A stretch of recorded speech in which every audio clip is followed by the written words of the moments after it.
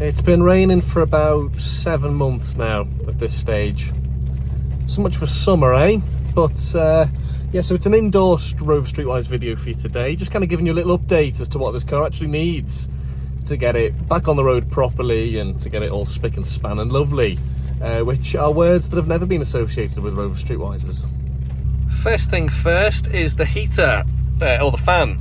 So we have nothing on 1, nothing on 2, something on 3, hurricane effect on 4. Really common issue with old Rovers.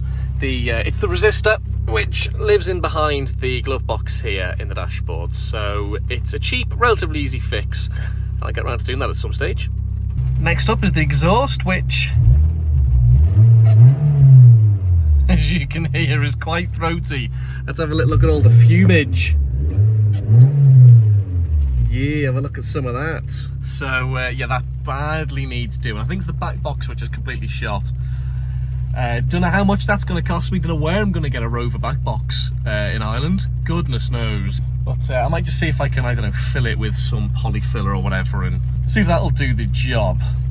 Another common Rover issue is just the general grimness and cheapness of the fit and finish. This gear stick gaiter, which isn't even leather, it's some horrible vinyl substitute, I believe, needs fixing.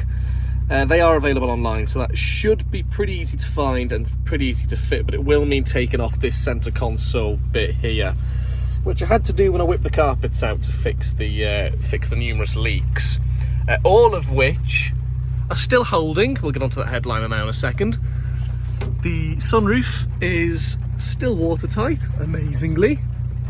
So I might, when it's dry, give that another sealing with some silicone, just to give me a little insurance policy on that one. But there are leakage issues in the back here, in this rear footwell.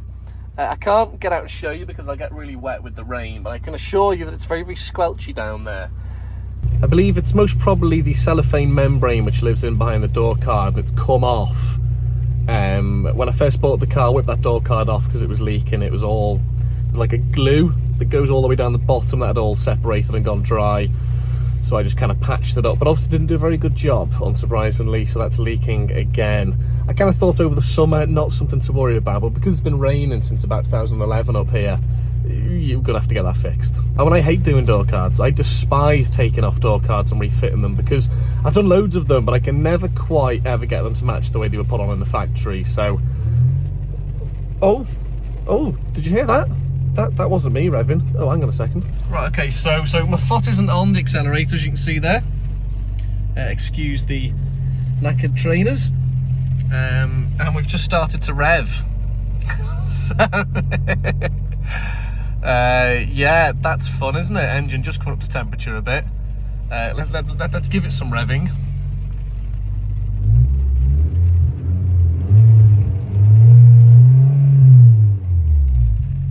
Does that settle it down? It does. Lovely stuff. So I already kind of suspect, there we go, it's going up again and I'm not accelerating. See, my foot's there. God, owning Rovers is wild, isn't it? It just does whatever it wants. But I would suspect that's probably the throttle body, and I think it'd be a bit problematic on K-Series. You can buy like a little conversion kit which gives you more oomph and I think settles down your fuel consumption and all that. So that's probably one that I'm going to kick into the long grass because it's not particularly urgent. But yeah, they never fail to disappoint, these old Streetwisers. Oh, there we go again. Just when it wants to. I mean, why not? Let's just have a little fantasy rev. Oh, it's climbing, and it's dropping, and it's climbing again, dropping. Oh, it's climbing again. Got the fan on there to clear the windows and stuff, and it still stinks. Honestly, musty, horrible, dead insecty smell. It's a bit like, you ever been in an old house to put the radiators off the first time in ages, and you get that kind of heaty, horrible deadness smell. Hard to describe, evidently. God, that's not nice. That is not nice. I'm gonna have to carpet bomb the bit where the interior, where the cabin filter is, and bomb that with some nicely smelling stuff. It's still wildly revving. My feet aren't doing anything, and if I turn the heater off, you can probably hear it. honestly. Must find the number for a scrap man. No, I can never do that. It's tempting though. Right, I flicked the motor off to prevent it from grenading itself, because it wouldn't be a very nice day to have to go outside and clean up a big oily mess with pistons all over the place, would it? Next up then, headlining, and it's come away here with the sellotape, but it's still holding just above my head a little bit. It looks worse than it is with respect to all this horrible stuff here. Yeah, it's kind of mouldy, but it's not alive, it's all dead, because I did spend ages scrubbing it. Really don't know what I'm going to do with the headlining, because I'm just not in the place really mentally and physically. I just can't be bothered to stick that, or to whip it all out and, you know, take it all apart and stick it back on properly. I just can't be flipping bothered. So yeah, that's probably just going to be it. I mean, if I put it up there, it sticks, look, because it's still got a bit of stickiness from the cheap €2 adhesive that I bought. Originally from a Rover 600, videos of which you can see on my channel.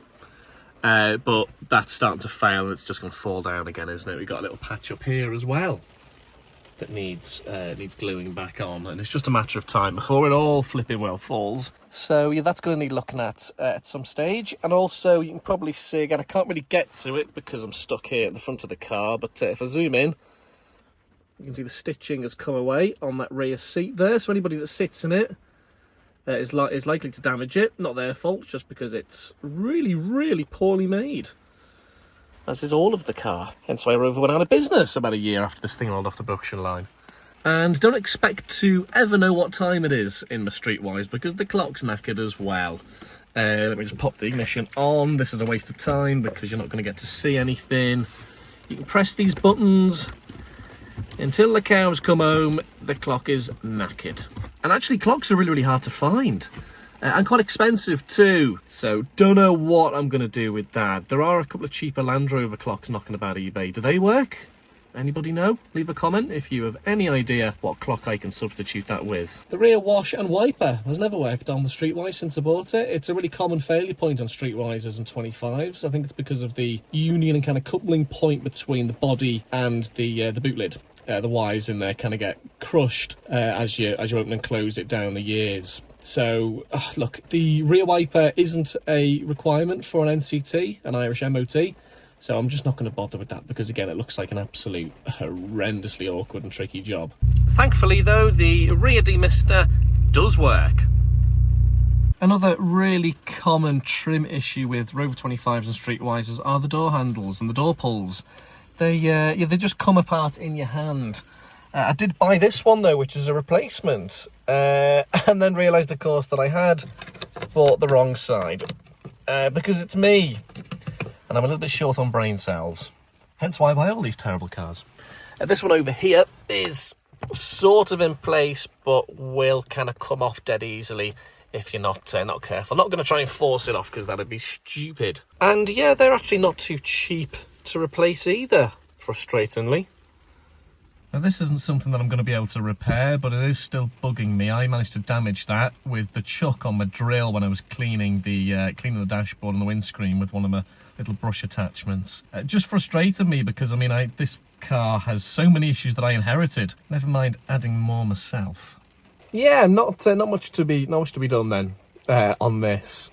Listen, I know it's going to be a gradual thing, and I'm very much planning on using this as just a second car, to be perfectly honest. The good news, so far anyway, and I'm, 7 or 8 months into ownership here, is that the head gasket, which of course all K-Series engines are susceptible to head gasket failure, that seems absolutely fine, thank goodness. Now, I've got no history that it was ever changed. This car came with zero history whatsoever, and I sort of regret not really asking the previous owner too many questions. It was more a case of just grab the keys, get it onto the loading truck and get out of there, really, because the weather was just dreadful and everything else. So I probably should have asked a few more questions, really. Coolant level is remaining exactly where it should be, and it's running absolutely fine, apart from that slight issue with the throttle body revving it up and down of its own accord, as you saw in the video earlier. So I don't know, has the head gasket been done? I mean, we're on 80,000 miles, that's slap bang in the middle for 1.4 K-Series head gasket failure territory, really, so I'm a little bit concerned about that. As I'm talking to you, I can hear the water in that door dripping. I thought it was like a resistor or something in here clicking away. Sometimes it does that with the rear wash wiper when you have it on accidentally, and just hear the little, it's just clicking away every time it should be activating. I thought that's what it was, but I think it's actually water draining down there, which isn't great, is it, really? So that's something that I'm urgently going to have to address. But yeah, that's pretty much it. There are probably loads more issues that I haven't even covered in this video. But anyway, look, thanks for watching. Plenty more Streetwise and crap car content coming up. Like and subscribe and share, and also consider joining us on Patreon, which would be very much welcomed. Thanks for watching. There's going to be more stuff coming soon.